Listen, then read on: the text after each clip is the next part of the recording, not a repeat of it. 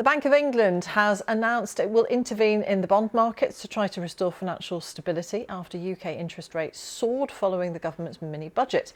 The bank warned the market's reaction to the government's measures now represented a material risk to UK financial stability. It says the market for gilts, in which the British government borrows, has become dysfunctional and threatens the finances of UK households and businesses. Well, we're joined now by Sir Charlie Bean, former Deputy Governor of the Bank of England. Sir Charlie, thank you very much for joining us.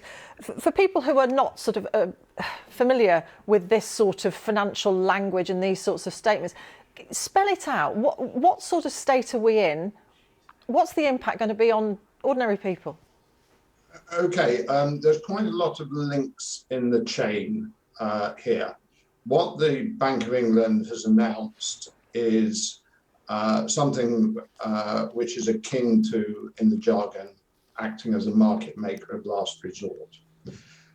What has happened since the fiscal event last Friday, it actually started happening a little earlier, is we've seen very significant rises in the yield on government bonds, UK gilts.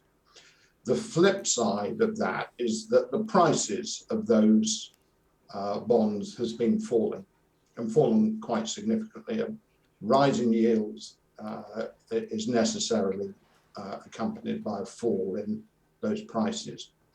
Financial institutions, banks, insurance companies, pension funds, hedge funds hold government bonds as a safe asset. They also have riskier assets as well, but they normally think of UK government bonds as a safe asset and fairly stable in value. Because the government at some point will have to pay them back with interest. Yes. Now, because the prices have fallen a lot, that means the balance sheet of those financial institutions will have also deteriorated. And that will, in some cases, it may even be potentially threatening their solvency. I don't think that is an issue for any major financial institutions. I'd be surprised, but there may be some smaller ones where the decline in bond prices really is having very significant. So sorry to make this about an economics 101, but that... No, but I will bring you to the next bit, because the next chain, this is why the Bank of England has announced this facility, is of course, if these institutions find themselves in financial difficulties, what they will do is cut back on lending, whatever their main raison d'etre is. That will then feed through into the real economy, to households, businesses, and so forth. So the important thing for the bank is basically to keep the financial system operating smoothly. We introduced a similar facility in early 2009 for corporate bonds, for the bonds that companies issue, with exactly the same objective: to temporarily step in when there weren't buyers of, in that case, corporate bonds. In this case, it's investors reluctant to hold UK government bonds, or more reluctant. And the bank is stepping in, if you like, as a buyer of last resort. It sees what's happening as being a temporary phenomenon. That's why it's said this will just last for 14 days. It believes that the yields on government bonds have risen too much, so that they're mispriced, and that by acting in this way, it will limit any further rises in yields or fall in bond prices, ensure the financial system keeps operating smoothly, and ensure a continued flow of credit to Yeah. households and businesses. It's already worked, it would appear, because the bank's announcement has brought down gilt yield for 30-year borrowing by more than 0.5%. And it's only just announced it.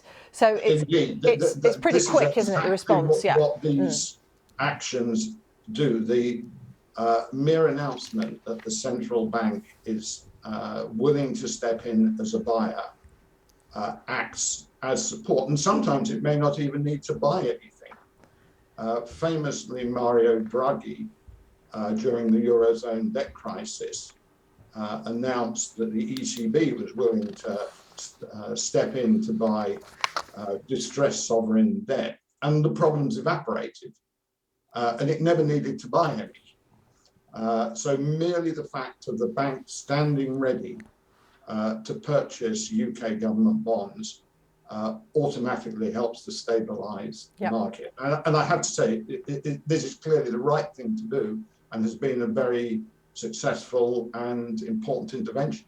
And it's happened, as you say, it's happened quite quickly. It's that C word again, isn't it? Confidence. How seriously should the government here take this comment by the International Monetary Fund, this expression of concern? Because we have heard senior Conservative MPs being rather dismissive of what the IMF has said. I have to say, I think they're unwise to be dismissive. It is very unusual for the IMF to issue a statement like this, particularly for a G7 country. It might be more likely for an emerging market country that had been in difficulties, that had been following closely.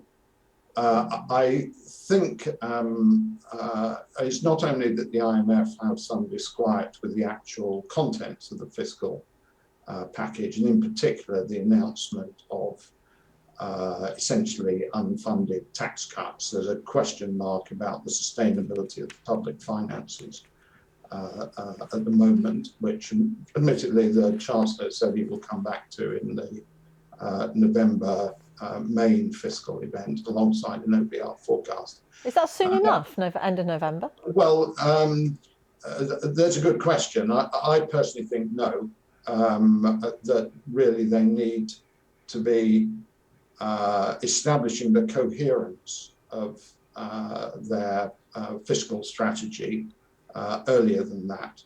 And in the absence of that, we're likely to see continued pressure on UK government gilt yields.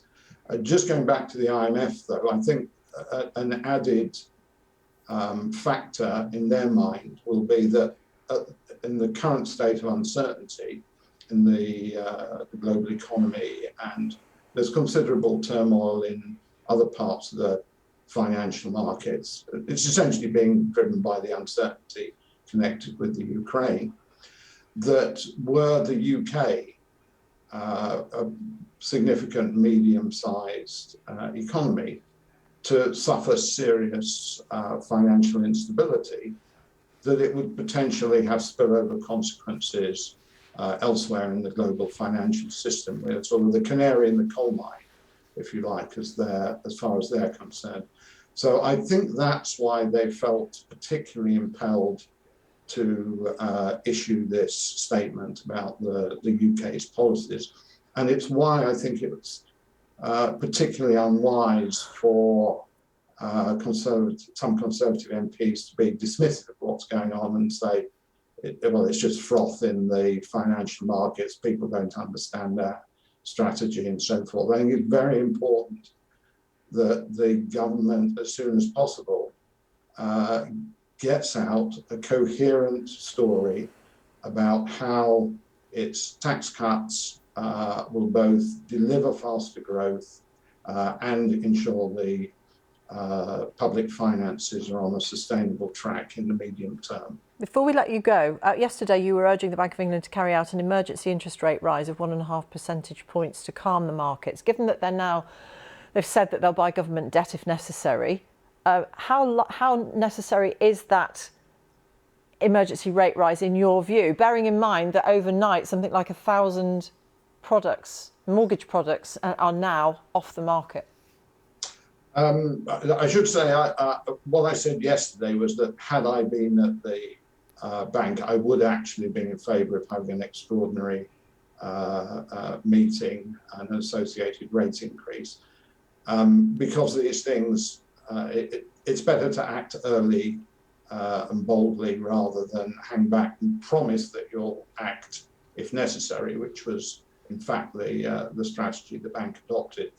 I have to say, given what they've just done on the financial stability front, the need for an immediate rate increase is much reduced.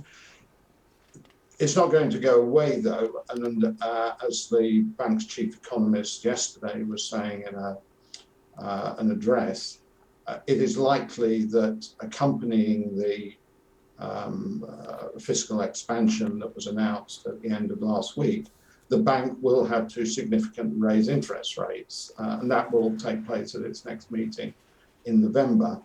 And that will feed through to mortgage rates. That's unavoidable. The financial stability action today is not going to change the fact that mortgage interest rates will be rising in the future. Yeah.